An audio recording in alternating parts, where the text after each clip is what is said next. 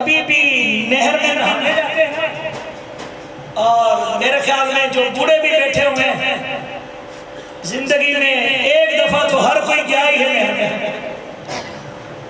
जब नहर में बंदा जाता है तो नाक बंद करके पानी में जाता है, फिर जब बाहर निकलता है सांस लेता है। हजरत मियां मीर को अल्लाह ने ये शान दी थी, रात को एक ऐसा सांस लेते फिर उसमें गुम हो जाते, फजर की अजान होती फिर सांस वापस लेते। हजरत मियां मीर रहमतुल्लाह तआला अलैह उसी सांस में पूरी रात गुजार देते। और लिखने वालों ने लिखा, आपके हुजरे से आवाज आती दरवाजा बंद कर लेते, आवाज क्या आती मैं ये चाहता हूँ आप सबकी भी वो आवाज आए और दुआ से ऐसी आवाज कबूल करे मियां मीर के सदके कि हम भी रातों को उठ कर ये आवाजें लगाया करें। आएगी आप सबकी आवाज, जिसकी नहीं आएगी वो हाथ भी खड़ा कर ले। आएगी? हाँ, जब मैं पढ़ूंगा तो आप खुद ब खुद पढ़ेंगे। लिखने वालों ने लिखा, हजरत मियां मीर का दरवाजा बंद हो जाता और आवाज ये आती अल्लाह अल्लाह अल्लाह। आपके हुजरे से आती है अल्लाह अकबर अल्लाह अकबर। एक बंदा ना हजरत मियां मीर की मस्जिद में आया, मियां मीर की मस्जिद में एक बंदा आ गया। किसी ने कहा ये बहुत बड़ा खतीब है, बहुत बड़ा। अरबी में कहते अल-आकिल तकफीहुल इशारा, अक्लमंद को इशारे काफी है। बहुत बड़ा खतीब है। आपने फरमाया अच्छा इतना बड़ा खतीब, बुलाओ उसको। काजी बयान करें। उसने कहा मैं रसूलुल्लाह की आल का जिक्र बड़े प्यारे अंदाज में करता था।